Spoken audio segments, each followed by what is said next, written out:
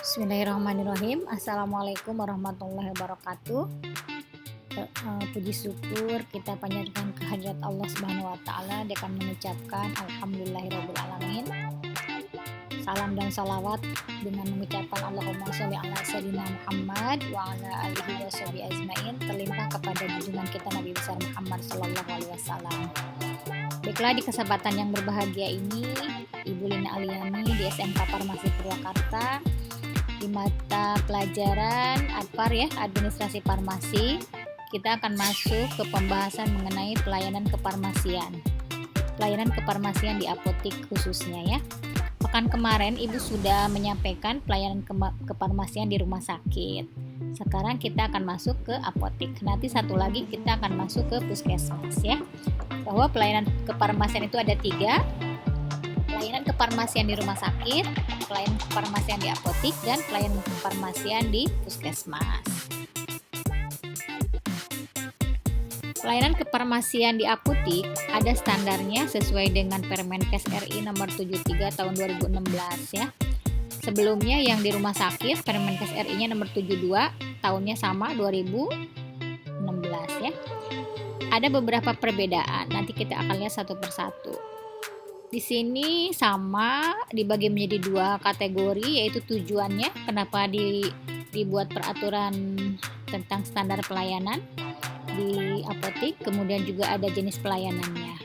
Untuk tujuan sama persis antara standar pelayanan di rumah sakit dan di apotik ya, bahwa diharapkan bisa meningkatkan mutu pelayanan kefarmasian sehingga dengan ada sisi minimal diharapkan khususnya orientasinya pasien mendapatkan pelayanan yang bermutu. Kemudian menjamin kepastian hukum bagi tenaga kefarmasian ya. Jadi ada payung hukumnya dalam melakukan segala aktivitas sehingga tidak dikatakan ilegal ya.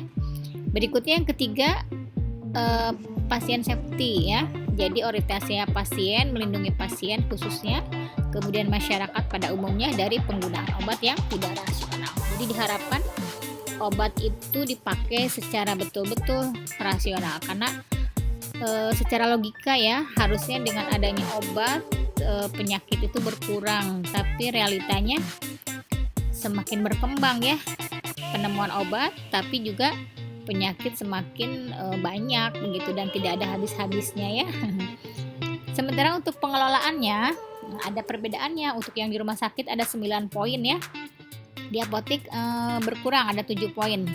Di sini pengelolaan berbentuk fisiknya itu ya, sediaan farmasinya, alat kesehatan dan juga bahan medis habis pakai. Untuk di rumah sakit diawali dengan pemilihan begitu ya. Sehingga ada yang disebut dengan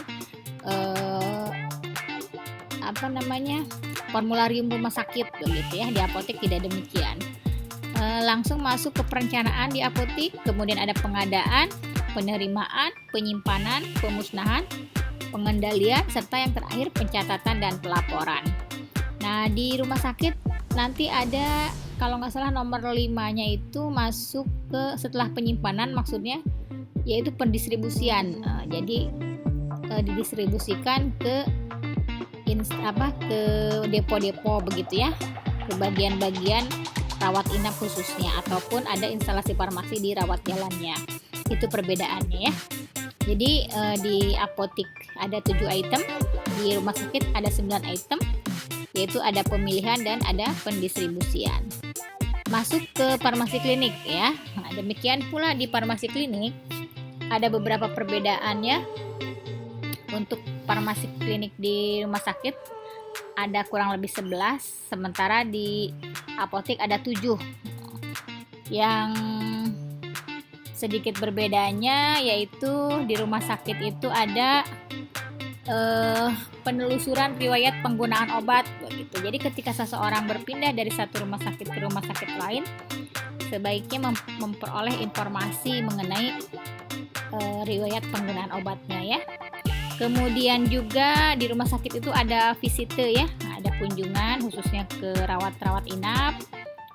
Kemudian juga berikutnya ada evaluasi penggunaan obat itu sendiri, ada dispensing sediaan steril begitu ya. Kemudian juga ada pemantauan kadar obat dalam darah. Kemudian juga ada rekonsiliasi obat. Nah, jadi ada beberapa poin yang berbeda. Nanti kalian bisa amati ya. Kita masuk secara detail ke poin pelayanannya, yaitu perencanaan. Dalam membuat perencanaan di apotik, biasanya apotik akan membeli obat begitu ya, berdasarkan pola penyakit yang ada. Misalnya sekarang lagi marak COVID, maka pola penyakitnya diperlukan daya tahan tubuh yang harus selalu fit begitu ya, maka vitamin-vitamin untuk daya tahan tubuh begitu. Kemudian juga misalnya musim batuk pilek, maka akan disediakan lebih banyak obat flu, atau satu saat musim diare gitu ya, maka disediakan obat untuk anti diare. Kemudian perencanaan kedua berdasarkan pola konsumsi. Setiap masyarakat memiliki pola konsumsi tersendiri ya. Seperti di Ibu misalnya, Ibu ada apotek mahkota di Purwakarta. Berbeda nanti dengan obat yang ada Ibu kelola di Bundar misalnya daerah Jatiluhur. Setiap masyarakat memiliki pola konsumsi, jadi harus diamati. Demikian pula dengan budaya ya. Budaya masyarakatnya, mungkin budaya masyarakat ketika apotek itu berdiri di kelompok dengan penghasilan masyarakat menengah ke atas, maka vitamin yang lebih banyak dibeli dengan harga sekian begitu ya, yang cukup mahal. Sementara kalau masyarakatnya penghasilannya menengah ke bawah, maka otomatis mempengaruhi juga kebiasaan pembeliannya. Nah, itu berkaitan dengan perencanaan yang keempat, kemampuan masyarakat ya, daya beli masyarakat, pola pikir masyarakat terhadap obat itu sendiri ya. Baru berikutnya setelah merencanakan, kita melakukan pengadaan. Nah, pengadaannya itu kita harus menggunakan jalur yang resmi, bahwa apotek beli dari apotek lain boleh, atau apotek langsung beli dari pabrik besar farmasi atau PBF ya. Setelah diadakan, baru ada pengiriman dan dilakukan penerimaan di apotek. Maka penerimaan itu harus disesuaikan antara surat pesanan atau SP dengan kondisi fisik barang yang ada ya. Apa yang disesuaikan? Dilihat pertama dari spesifikasinya. Misalnya yang dipesannya amoksisilin tablet. Spesifikasinya amoksisilin tablet namanya ya. Jangan sampai diterima amoksisilin sirup gitu ya. Atau misalnya tabletnya itu sendiri, kalau misalnya ada amlodipin tablet, dilihat yang 5 mg atau 10 mg nah, gitu ya. Kalau pesannya yang 5 mg, maka kalau dikirim yang 10 mg itu tidak sesuai dengan spesifikasi. Demikian pula kita menginginkan misalnya amlodipinnya yang 5 mg tapi bentuk kapsul umpama ada ya. Sementara yang dikirim amlodipin 5 mg bentuk tablet. Nah, itu sesuaikan juga karena ada pasien yang ingin tetap bentuk kapsul, dia tidak mau bentuk tablet begitu. Kalau memang sediaan itu tersedia ya. Berikutnya jumlahnya. Ketika sudah betul amlodipin 5 mg kapsul umpama, pesannya 2 box, ternyata yang kirim 5 box. Nah, itu pun harus diperhatikan. Mutu. Nah, mutu dilihat dari apakah kardusnya penyok gitu ya. Kemudian kemasannya tulisannya misalnya luntur karena kena hujan gitu kan, atau kardusnya nggak penyok tetapi kondisinya tidak layak lah gitu ya, kotor misalnya begitu. Nah, hal-hal seperti itu harus diperhatikan. Waktu pun demikian, diharapkan cari PBF yang misalnya tepat waktu. Pesan hari Senin dikirim hari Rabu umpama, tiba-tiba pesan hari Senin dikirimnya hari Sabtu, itu kan kelamaan, sehingga ketika hari Rabu tidak datang, maka pihak apotek menganggap PBF tersebut tidak akan mengirim barang misalnya ya. Kemudian pesan lagi ke tempat lain yang sudah datang misalnya hari Kamis, maka kedatangan hari Sabtu itu harus dikoordinasikan lagi, nggak usah diterima atau tetap diterima sesuai dengan kebutuhan ya. Yang terakhir, harga. Diharapkan dengan kualitas yang baik tapi harga pun kompetitif ya.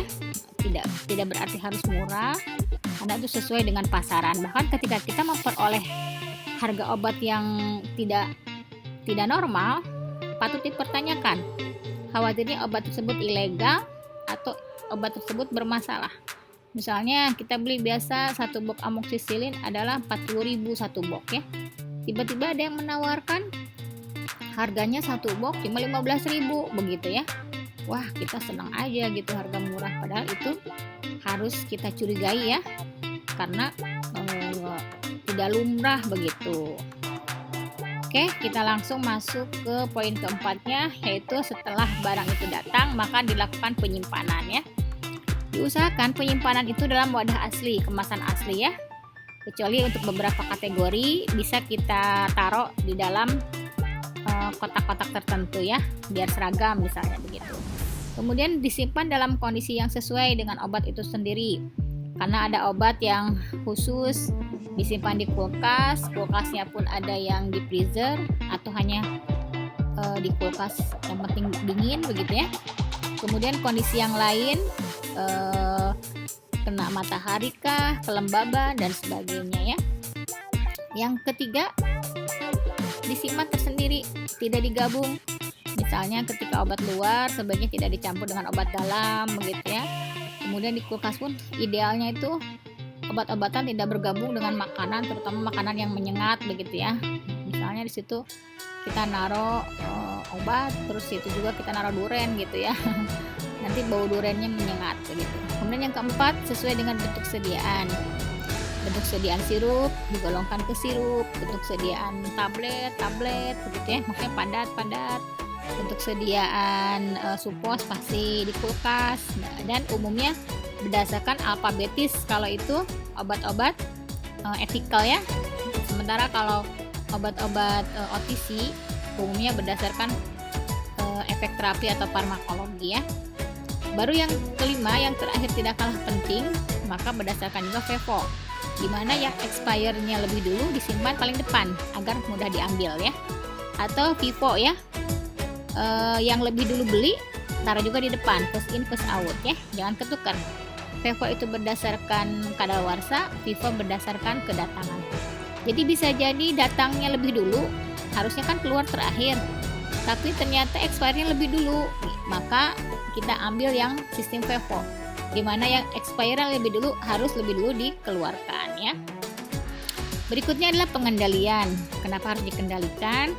Agar terhindar dari kelebihan ya. Jadi ketika pemesanan itu harus diatur, kelebihan jangan, juga kekurangan jangan ya, jangan sampai juga terjadi kekosongan. Makanya idealnya bukan buku kosong harusnya ya, defekta, jadi buku minimum ya. Ketika obat itu memiliki batas minimum maka harus segera dipesankan ya. Jadi jangan nunggu kosong, tapi bisa jadi minimumnya 0 ya, karena obat itu jarang. Misalnya kalau di ibu susu Wake Again ya, harganya cukup mahal kan, sekitar 300 atau 400 ribu, stoknya aja cuma 1 gitu kan. Jadi ketika udah habis, sudah 0 baru beli ya, yang penting tersedia. Tapi kebalikannya, ketika yang pas ngoping, misalnya FG Trosis itu 15 strip aja atau enggak 10 strip itu udah minimum ya, harus segera dipesankan ya, itu stok minimumnya. Jadi nanti akan menjadi tahu berdasarkan pengalaman dan berdasarkan kondisi daerahnya juga mana dan berapa yang dikatakan stok minimum itu. Berikutnya, dikendalikan agar tidak terjadi kerusakan. Ini pun berkaitan juga dengan faktor penyimpanan ya, jangan sampai obat menjadi rusak padahal belum kadaluarsa. Berikutnya, jangan terjadi kadaluarsa, harus diperhatikan jangan sampai terjadi kehilangan, ataupun diharapkan tidak terjadi retur ya, baik retur dari pembeli khususnya ya, atau retur dari kita juga karena ada masalah di pemesanan misalnya, sehingga harus diretur. Karena retur ke PBF itu termasuk susah lah ya, tidak semudah itu begitu. Dalam pengendalian ini beberapa bukti fisiknya, yaitu diperlukannya kartu stok ya. Kartu stok bisa berbentuk kartu atau juga kalau komputerisasi di dalam komputer ya. Tapi tetap lebih ideal kalaupun komputerisasi ada juga kartu stoknya.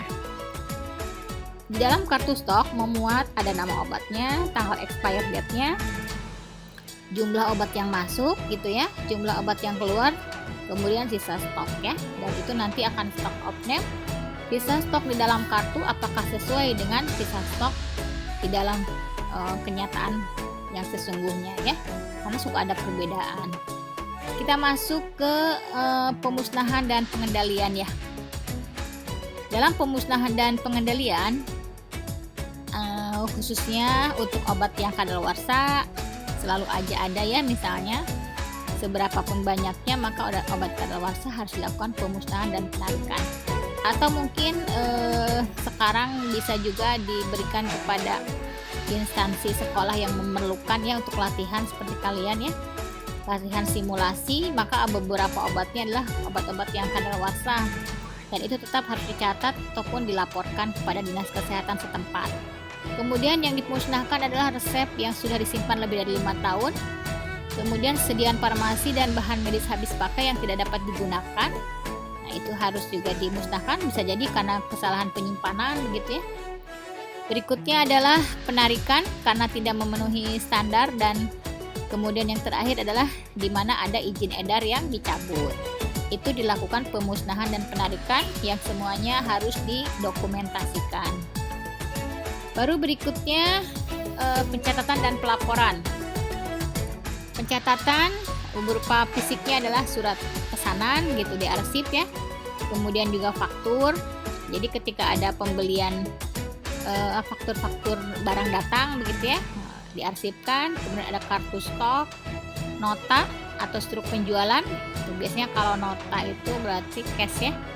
Kemudian ada buku defekta, tadi yang dikatakan buku barang kosong itu adalah identik dengan buku defekta idealnya ya, bahwa catatan obat-obat yang sudah minimum. Nah, buku barang masuk, jadi ketika barang datang pun ada fakturnya, maka dicatat kembali di dalam buku barang masuk ya. Dan yang berikutnya buku barang keluar, idealnya ada catatan juga obat-obat yang keluar. Kalau komputerisasi lebih enak ya, ada datanya di komputer, hari ini apa aja yang keluar begitu ya. Kemudian buku keuangan pun demikian, ada catatan keuangan, pemasukan, pengeluaran ya, baik pengeluaran PBF mana saja begitu ya, atau pengeluaran listrik, gaji karyawan dan sebagainya. Berikutnya ada pelaporan, khususnya adalah pelaporan narkotika dan pelaporan psikotropika. Kita masuk sekarang ke standar pelayanan yang kedua ya, yaitu mengenai pelayanan farmasi kliniknya. Ini khususnya dilakukan oleh apoteker ya. Pertama adalah dilakukan pengkajian dan pelayanan resep. Di dalam pengkajian dan pelayanan resep, secara administrasinya maka harus didata nama pasien, umur, jenis kelamin, berat badan begitu ya. Kemudian pelayanan resep dan pengkajian yang lain, ketika menerima resep harus memperhatikan nama dokter, surat izin prakteknya ya terdata, alamat dokter itu sendiri, nomor telepon yang bisa dihubungi, paraf dokter, serta tanggal penulisan resep.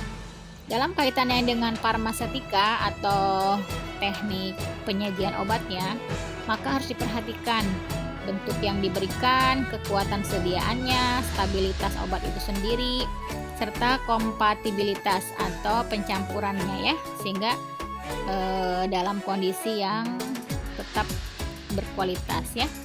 Kemudian juga dalam sisi yang estetikanya tampak baik ya.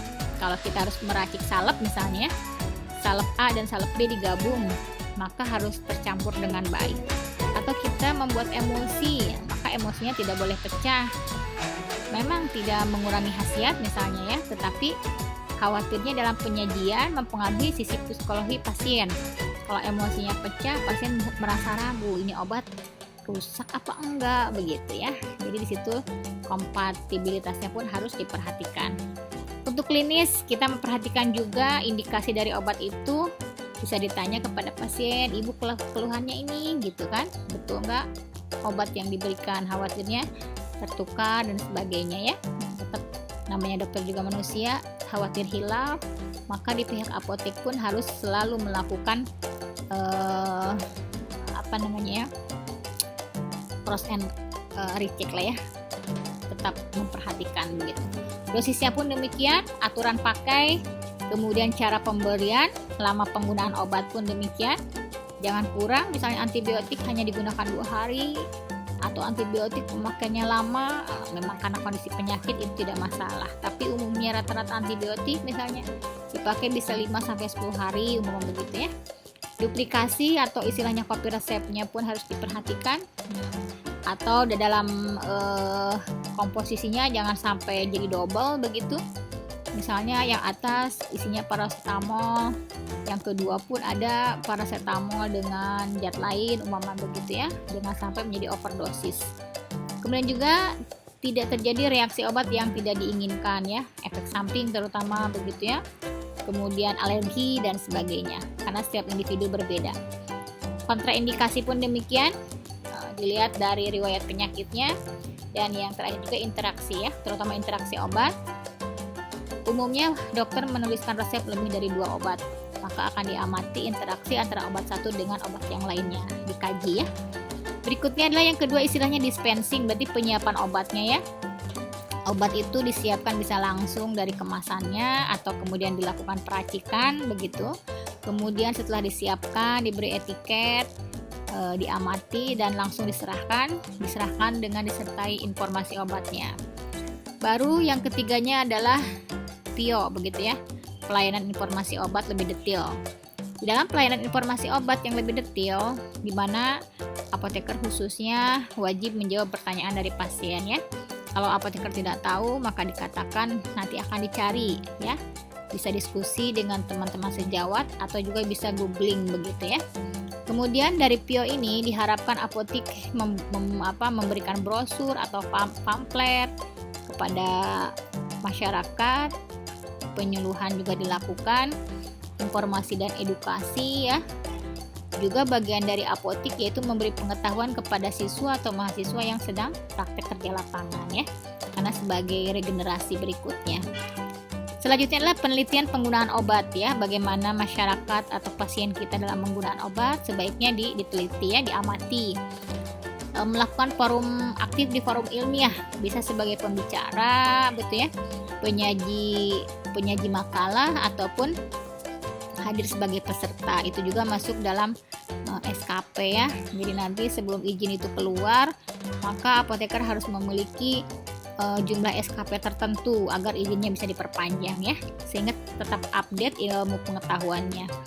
Dan yang terakhir yang tak kalah penting adalah di mana adanya program jaminan mutu, bahwa obat-obat atau barang-barang yang dijual di apotek terjamin mutunya. Kita masuk ke pelayanan farmasi klinik yang keempat, yaitu konseling. Dalam konseling ini maka dilakukan komunikasi ya, komunikasi yang baik, menjadi pendengar yang baik, juga memberikan informasi yang baik mengenai pemahaman masyarakat tentang obat, bagaimana penggunaan obat. Awalnya masyarakat dulu yang kita tanya, bagaimana pemahaman masyarakat atau pasien tentang obat tersebut, bagaimana pasien itu cara penggunaan obatnya begitu ya.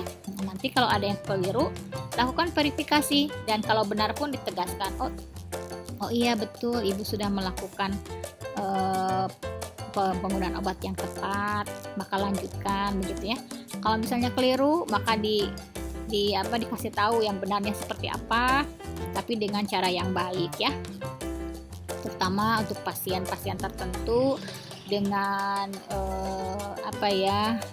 pemahaman atau pendidikan yang tidak mungkin dengan pendidikan yang berbeda ya. Jadi kita harus mampu menyampaikan sesuai dengan objek yang kita ajak bicara ya. Konseling ini khususnya untuk pasien dengan kondisi khusus ya. Misalnya pasien ibu hamil, ibu menyusui ya, pasien dengan ada gangguan ginjal, gangguan jantung, atau pasien yang memiliki terapi jangka panjang, umpamanya penyakit yang kronis ya, harus terus-menerus minum obat tersebut. Misalnya obat diabetes itu akan diminum misalnya, atau obat kanker akan diminum setiap waktu sampai bahkan seumur hidup begitu. Atau obat dengan instruksi khusus, jadi ada obat-obat tertentu pasien dengan diabetes yang harus disuntikan lewat insulin misalnya begitu ya, dengan insulin. Atau obat dengan instruksi khusus menggunakan asma gitu ya, menggunakan bentuk sediaan yang tidak umum gitu ya. Nah itu harus juga dilakukan konseling. Kemudian pasien dengan pemakaian obat indeks terapi yang sempit, misalnya pemakaian phenytoin ya, nah itu indeks terapinya sangat sempit. Biasanya dengan dosis yang sangat minim, misalnya digoxin, obat jantung, itu terapinya sangat sempit. Satu tabletnya cuma 0,5 mg misalnya begitu. Jadi harus diperhatikan ya. Kemudian pasien yang polifarmasis, dia mendapatkan obat lebih dari satu begitu ya, atau dia pun memiliki gejala-gejala penyakit yang lebih dari satu sehingga mengharuskan obatnya banyak atau kombinasi banyak ya. Dan pasien dengan tingkat kepatuhan rendah, jadi pasiennya mungkin tidak harus selalu tidak berpengetahuan ya. Terkadang pasien yang pintar pun menganggap rendah begitu ya terhadap kepatuhan minum obatnya, itu harus dilakukan konseling ya, lebih diperhatikan. Kita masuk ke poin kelima, home pharmacy care, artinya pelayanan farmasi ke rumah begitu. Di sini diharapkan ketika dilakukan pelayanan farmasi ke rumah, maka kita menilai atau mencari masalah yang berkaitan dengan pengobatan ya. Jadi menggali kepada pasien, barangkali ditemukan masalah yang berkaitan dengan pengobatan, atau kita menilai, oh kebiasaan ini ternyata akan berkaitan, akan menimbulkan masalah dengan pengobatan. Kemudian juga dilakukan identifikasi kepatuhan pasien itu tadi ya, dengan adanya pharmacy care kita bisa melihat. Kemudian pendampingan pengelolaan obat atau alkes di rumah, bagaimana cara pasien menyimpan obat, begitu bagaimana cara pasien minum obatnya. Banyak mungkin karena merasa aduh nggak enak, nggak nyaman, atau dia kebiasaan minumnya itu dengan sirup atau dengan jus umpama ya. Ada obat-obat tertentu yang tetap lebih efektif jika menggunakan minum dengan air putih. Nah, itu pun harus diperhatikan. Yang berikutnya, konsultasi masalah obat dan kesehatan. Pasien pun bisa curhat misalnya ketika menggunakan obat ini mungkin dia mengalami efek samping ini, atau dia merasa nyaman tidaknya dengan pengobatan tersebut begitu, atau dia bisa konsultasi mengenai hal-hal yang lain yang berkaitan dengan kesehatan. Selanjutnya adalah monitoring efektivitas. Diamati apakah obat itu cukup efektif, apakah ada perubahan setelah diminum obatnya. Tidak harus simsalabim cepat begitu ya, misalnya butuh waktu 3 atau seminggu atau 2 minggu bahkan sebulan, yang penting ada perubahan sekalipun sedikit tapi ada efektivitasnya. Kemudian juga demikian keamanan obatnya itu ya, jangan sampai sudah lepas dari mulut buaya masuk ke mulut harimau begitu. Jadi jangan sampai lepas dari penyakit satu malah masuk penyakit lainnya ya. Jadi obat itu harus aman. Dan yang terakhir, ketika melakukan home pharmacy care, maka semuanya harus dicatat atau harus didokumentasikan. Kita masuk ke pemantauan terapi obatnya atau PTO ya. Yang harus dipantau untuk terapinya, pertama adalah terutama balita atau anak-anak, lansia ya, jadi di atas 60 tahun, ibu hamil dan menyusui, atau minum obat lebih dari 5 macam. Jadi obatnya lebih dari 5 harusnya dipantau. Multidiagnosis tadi ya, bahwa penyakitnya beragam, komplikasi misalnya begitu, pasien dengan gangguan fungsi ginjal atau hati, obat dengan indeks terapi sempit pun demikian, dan reaksi obat yang negatif. Jadi ada beberapa pasien yang mengalami reaksi-reaksi obat yang tidak menyenangkan, seperti tadi itu alergi, kemudian menimbulkan efek yang tidak nyaman lah gitu ya. Jadi harus diperhatikan, dipantau. Baru yang terakhir adalah meso ya, monitoring efek samping obat, itu lebih diperdalam lagi. Identifikasi pasien dengan resiko yang mengalami efek samping obat ya, itu dicatat, diperhatikan, jangan dianggap sepele. Ketika ada pasien minum obat X, dia malah muntah-muntah begitu, kemudian mukanya menjadi bengkak. Nah, dilakukan semua itu, diisi formulir ya, dan kemudian dilaporkan ke pusat monitoring efek samping obat, didata semua ya, nanti dikumpulkan dan nanti akan dilakukan penelitian ulang apakah memang obat yang bersangkutan itu masih layak untuk diedarkan atau sudah menjadi tidak layak karena memiliki efek samping yang beresiko begitu, meskipun hanya kepada sebagian orang tapi tetap harus diamati ya. Baru masuk ke SDM atau sumber daya kefarmasian dulu ya. Sumber daya kefarmasian dibagi menjadi 2, yaitu sumber daya manusianya itu sendiri yang utama ya, bahwa di kefarmasian, di apotik pun yang utama ada apa? Apoteker penanggung jawab apotik, kemudian bisa juga ada apoteker pendamping. Ketika apoteknya cukup besar dan ramai atau apotek itu 24 jam, maka tidak hanya diperlukan apoteker penanggung jawab, maka apotek pun akan mencari apoteker lain yang disebut dengan apoteker pendamping. Kemudian juga TTK, tenaga teknis kefarmasian akan membantu pekerjaannya apoteker ya. Adapun peran apoteker di sini adalah pemberi pelayanan, pengambil keputusan, komunikator ya. Jadi mengkomunikasikan baik dengan teman sejawat yang lain, dengan TTK dan dengan karyawan-karyawan yang lain, juga terutama dengan pasien ya. Sebagai pemimpin, pengelola, pembelajar seumur hidup, jadi akan terus-menerus gitu ya, pengamat ya, serta terakhir adalah seorang peneliti. Jadi harus meliputi poin-poin tersebut. Adapun sarana dan prasarana di apotik, terutama apotek itu mudah diakses oleh masyarakat ya, sehingga masyarakat ketika memerlukan akan mudah untuk mencapai apotek tersebut. Kemudian prasarana yang lain bahwa di apotek itu harus meliputi tempat atau ruang penerimaan resep, ada ruang pelayanannya, kemudian dan peracikannya ya. Ada ruang serah terima obat-obatan tersebut, ada ruang konseling di mana pasien bisa berdiskusi begitu, kemudian ada ruang penyimpanan, serta yang terakhir adalah ruang arsip ya. Itu standar pelayanan sarana dan prasarana di apotek. Kita masuk mengenai evaluasi ya. Setelah semuanya dari A sampai Z dilakukan, maka tetap harus dilakukan evaluasi, istilahnya evaluasi mutu pelayanan.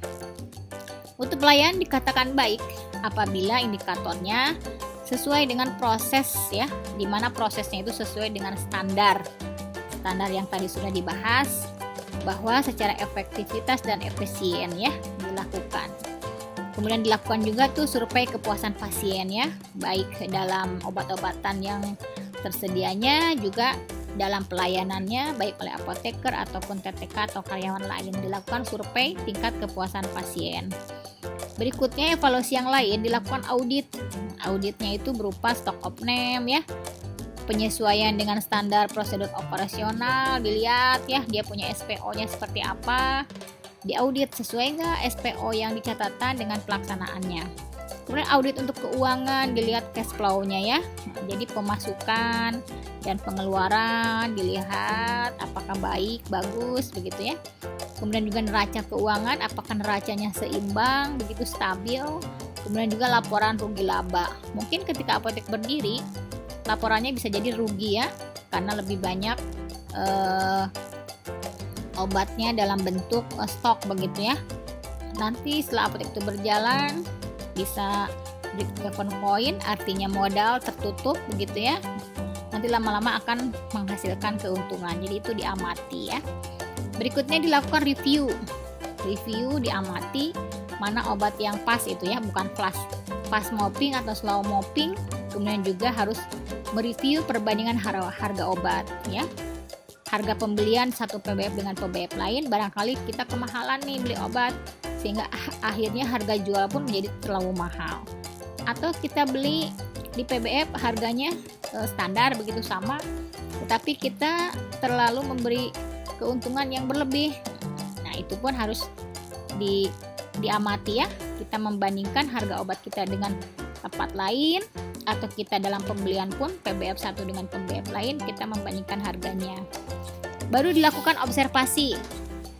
Di mana di sini observasi dalam hal penyimpanan, karena nanti kaitannya dengan mutu ya, terutama obat-obat tertentu yang sangat sensitif ya dalam bentuk penyimpanan. Kemudian juga transaksi ya, transaksi dengan pembeli, transaksi dengan PBF itu pun, dan yang terakhir adalah dalam hal tertib dokumentasi. Itu harus selalu diobservasi.